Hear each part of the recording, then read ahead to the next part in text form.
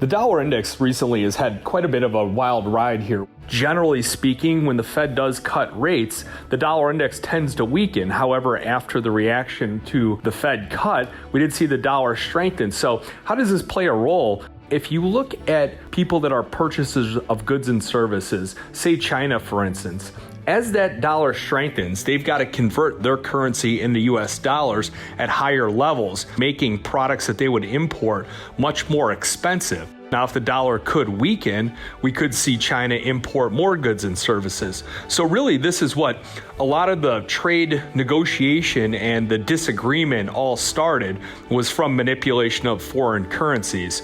So we should start to see the dollar index back off quite a bit. And then finally, we should see a pickup in exports take place